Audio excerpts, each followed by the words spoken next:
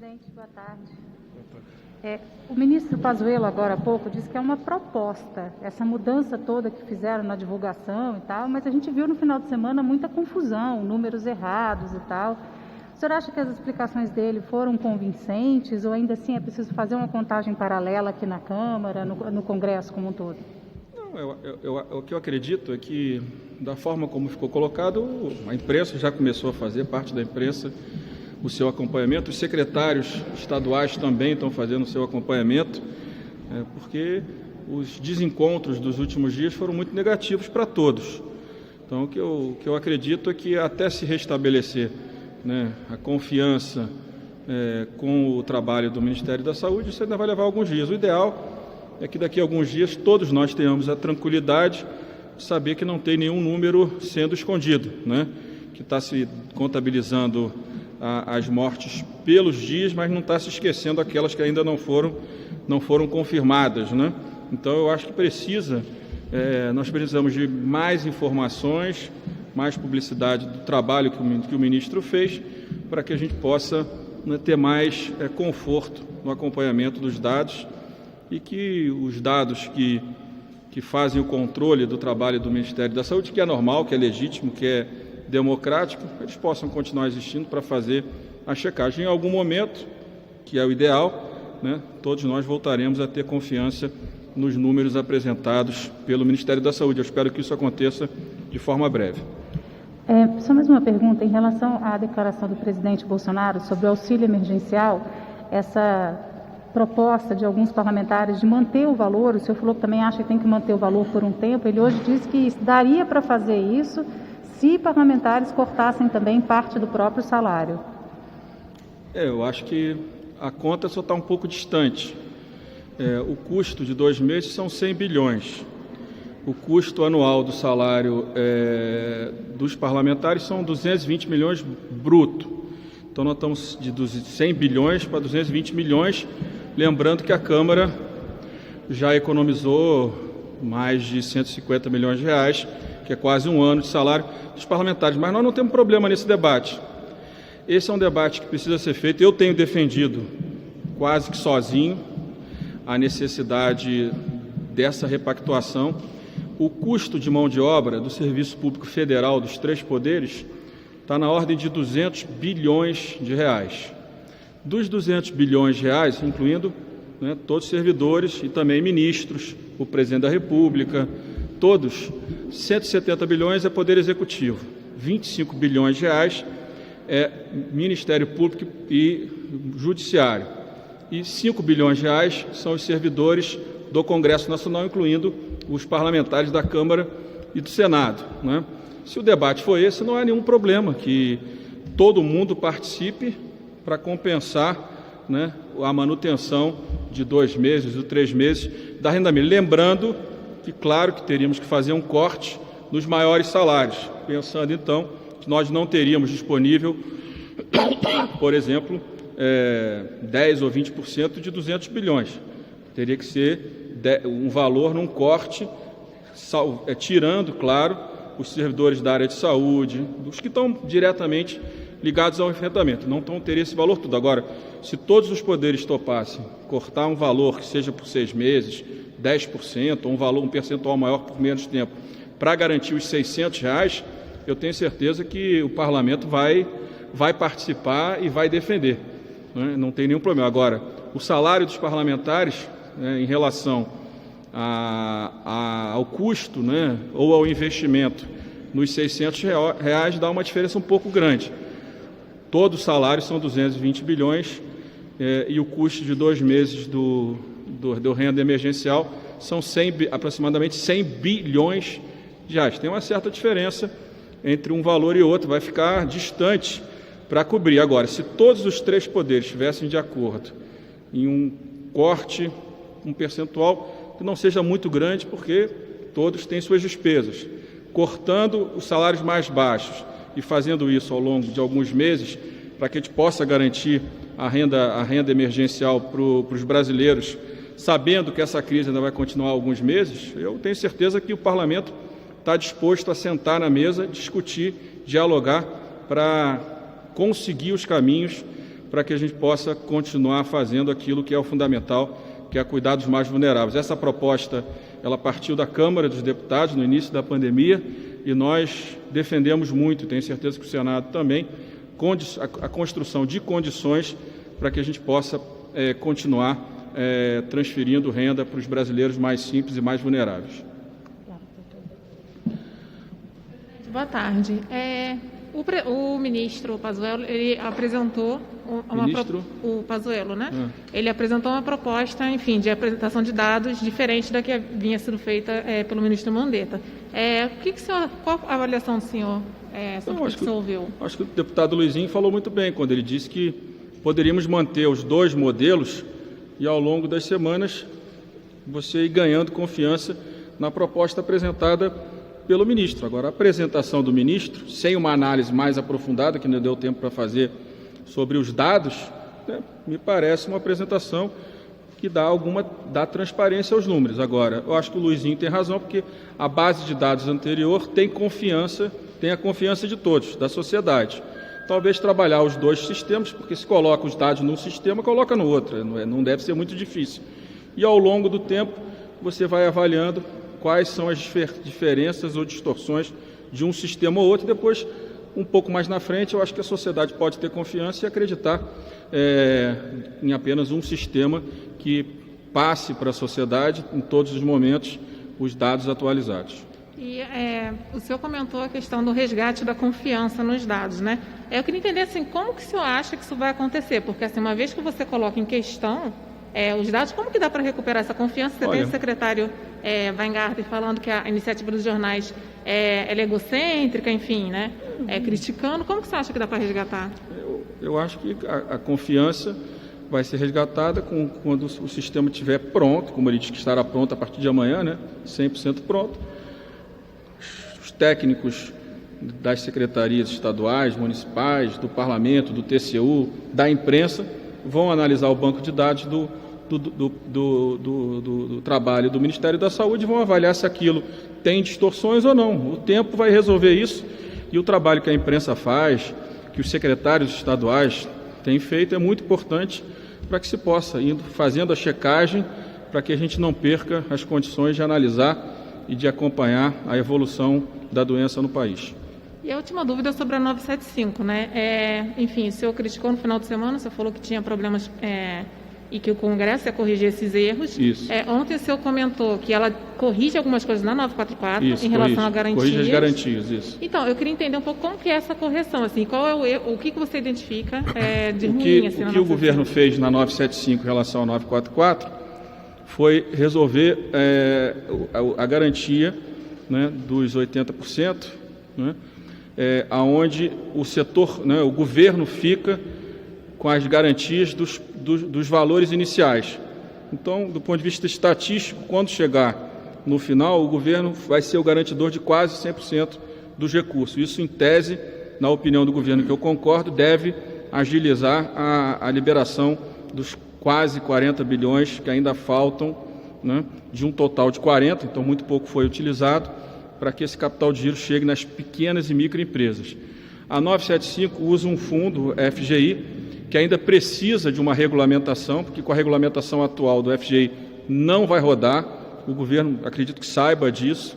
Nós estamos querendo ajudar, né, escolhendo logo um relator, dialogando até de hoje até a próxima segunda, para que a gente possa organizar qual é o regulamento do FGI, do fundo, né, como é que estão as garantias em relação ao sistema financeiro. Estamos conversando com os bancos, que os bancos é que vão fazer rodar esses recursos para as empresas pequenas e médias, até 300 milhões de reais de faturamento.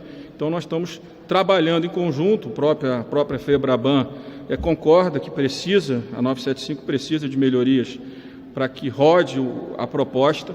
É importante para os bancos também que eles colaborem, porque toda a conta, né, da não utilização desses recursos na 944 e na 975 está caindo na imagem dos bancos. Então, para os bancos também é importante, no diálogo com o Congresso, no diálogo com o governo, encontrar uma redação onde todos nós tenhamos a certeza que a partir da próxima semana, se possível aprovando na Câmara e depois no Senado, a gente vai poder ter recursos, capital de giro para médias empresas, e com essa redação que foi publicada na 975 em relação à 944, que desde já os recursos até 40 bilhões para micro e pequenas empresas comece a rodar. A 944, o texto ainda não está pronto, mas ele vai melhorar também, vai inclusive ampliar o limite de 10 milhões para 50 milhões. Eu acho que essa é a proposta do relator. Isso pode ajudar muito a garantir um fôlego para as empresas brasileiras. Eu acredito que hoje, do ponto de vista da execução dos programas, essa é a parte que está mais atrasada, que é mais grave, porque muito pouco chegou às empresas brasileiras. Eu sei que o governo tem essa preocupação, a sociedade tem essa preocupação, claro, os empresários estão reclamando, os micro, pequenos e médios empresários, o governo certamente tem essa preocupação, e essa é a preocupação hoje, do ponto de vista da efetivação dos programas por parte do Parlamento, é aquilo que mais nos preocupa e requer do Parlamento mais urgência. Presidente, o senhor disse hoje ao ministro Pazuello que nós chegamos a esse momento de dificuldade de acesso às informações relacionadas ao novo coronavírus por uma falha de comunicação nítida do governo com a sociedade, com o Parlamento, governadores e prefeitos. A pauta de hoje da Câmara é muito extensa, né? São mais de 20 itens entre MPs, projetos e requerimentos de urgência, e um desses requerimentos é aquele projeto que torna a divulgação desses dados mais rigorosa, né? Com recortes mais específicos. Há a possibilidade desse projeto passar na frente do resto que está na pauta hoje? Eu acho que a vinda do ministro à Câmara foi um sinal claro da importância do diálogo entre o Parlamento e o Ministério da Saúde e o governo. Então, nós temos a agradecer, todos, né, os que estavam na mesa agradeceram, eu agradeci ao ministro. É claro que a questão da transparência, ela não veio, a urgência, baseada nesse problema dos últimos dias. Esse projeto já era para ter sido votado a urgência antes. Então, é claro que há uma intenção por parte de todos de garantir a transparência ainda maior nesse momento de pandemia. Então, a urgência vai ser votada, vamos escolher um relator. Quando o relatório estiver pronto, na quarta ou na outra terça, nós vamos votar, até que nós agora vamos ter mais informações de como o governo organizou seu banco de dados e qual a efetividade desse banco em relação à transparência dos dados do governo. Presidente, boa tarde. Em relação ao projeto das fake news, queria saber se o novo adiamento que teve ontem lá no Senado foi alinhado com o senhor, porque o senhor sempre defende muita urgência, né, desse projeto ser aprovado com celeridade. O senhor alinhou com o Davi e ele explicou os motivos desse adiamento? Não, eu acho que ainda não tem um texto muito bem organizado, né? Quer dizer, uma coisa é urgência, respeitando as regras do jogo, a velocidade, o limite de velocidade. Outra coisa é a gente acelerar demais acima da velocidade limite e acabar batendo com o carro no muro, não é isso? Então, nós precisamos de um projeto que tenha efetividade, né? Então, eu acho que a nossa urgência, ela tem que ser convergente com um bom texto, um texto que garanta a liberdade de expressão, um texto que responsabilize as plataformas e garanta mais transparência na divulgação dessas informações falsas que tem contaminado tanto a sociedade brasileira. Em relação ao novo programa de renda mínima que o governo apresentou para algumas lideranças de ontem, um dos motivos que levaria o governo, na avaliação de alguns parlamentares, apresentar esse projeto nesse momento, na verdade, seria inibir o parlamento a insistir nessa investida de manter o auxílio emergencial em R$ 600 e também de manter as ruas relativamente esvaziadas nas próximas manifestações contrárias ao governo. O senhor entende que um programa de renda mínima permanente, que ainda é muito embrionário, poderia ter esse poder sobre o parlamento e sobre a sociedade? Olha, até onde eu sei, primeiro não foi apresentado nada concreto, segundo alguns líderes informaram, não é?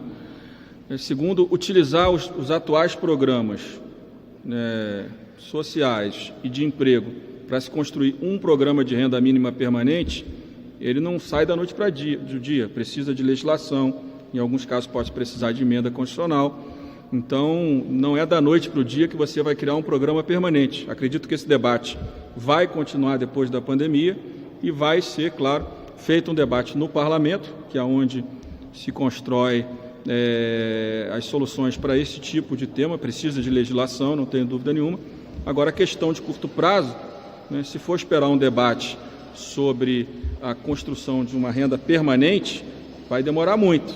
Então, essa urgência, o governo tem autorização para renovar a renda emergencial pelo mesmo valor, né? A lei não permite que o governo possa reduzir o valor. Então, se o governo for reduzir o valor da renda emergencial, precisa encaminhar ao Congresso Nacional uma proposta que será votada com urgência, certamente pela Câmara e pelo Senado. E a renda mínima permanente, esse é um debate fundamental.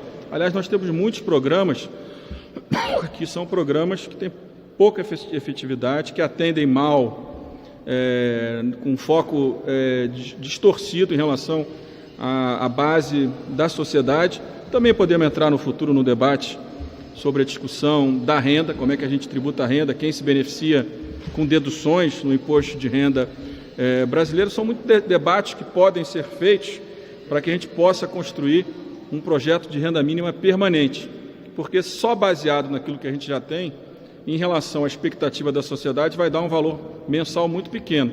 Então a gente precisa construir um debate mais amplo.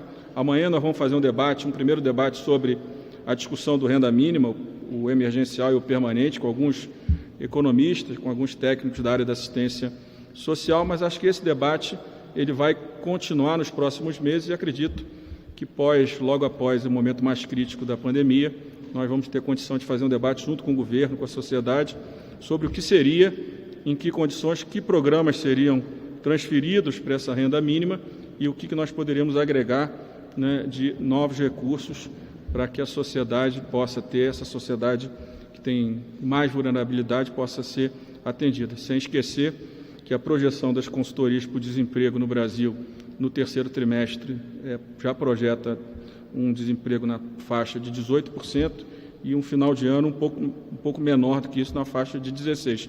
Então, nós teremos um problema grande na questão da renda dos trabalhadores, dos mais vulneráveis, e cabe ao governo, junto com o Congresso Nacional, encontrar as soluções para a sociedade brasileira. Presidente, sobre a tributária, ontem o secretário Mansueto disse que o governo pretende enviar o texto até agosto e que as discussões seriam no segundo semestre, uma perspectiva de aprovar em 2021. O senhor já defendeu a urgência dessa discussão? Qual que é essa perspectiva? E a gente sabe também agora que mudou o cenário, né, em relação às mudanças de impostos, porque já se pensa em imposto de renda, em outras mudanças devido ao buraco fiscal que... Não tem. A Câmara não vai votar nenhum aumento de carga tributária. Ninguém tem condição de pagar mais impostos, principalmente depois dessa pandemia. É claro que a discussão da renda ela é relevante, né? Por exemplo, se você olhar as deduções na área de saúde, quase 70% dos valores da dedução da saúde ficam com aqueles que ganham acima de R$33 mil. Então, há uma concentração dessas deduções na mão daqueles que têm mais renda no Brasil. Então, é uma distorção. Tem condição de resolver? Tem voto para resolver? Não sei. Então, a discussão do imposto sobre a renda é uma discussão importante. Outros vão querer discutir propriedade.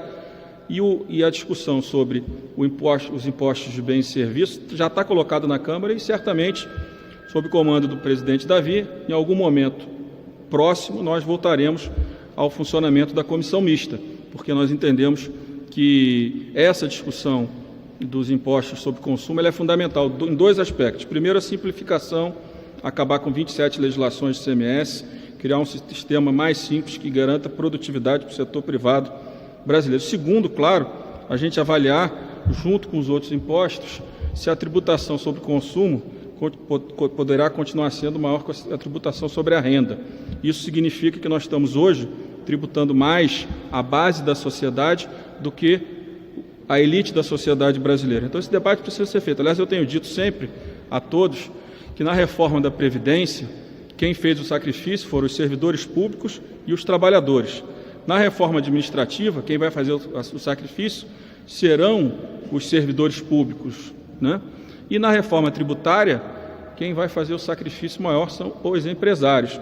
Então, se toda a sociedade não participar desses esforços, nessa modernização do Estado brasileiro, que tem vários aspectos, e o último, também muito importante, é a abertura comercial do Brasil, que também impacta o setor privado brasileiro. Mas se todos não estiverem dispostos a contribuir, fica parecendo que nós vamos colocar todo o sacrifício da sociedade na mão dos trabalhadores e dos servidores públicos. Esses já deram a contribuição, vão continuar dando de forma generosa para a sociedade brasileira, mas na tributária, os empresários, parte dos empresários, porque você vai ter uma realocação de carga tributária nos impostos de bens e serviços, sem dúvida nenhuma, e na questão da renda, você vai ter que ter um modelo onde aqueles que têm mais renda contribuam mais do que a base da sociedade. É esse sacrifício de toda a sociedade, do trabalhador ao servidor ao empresário, precisa ser feito de forma conjunta para não parecer que o governo e o parlamento olham apenas o sacrifício da classe média e dos trabalhadores brasileiros. Tá bom? Gente, obrigado.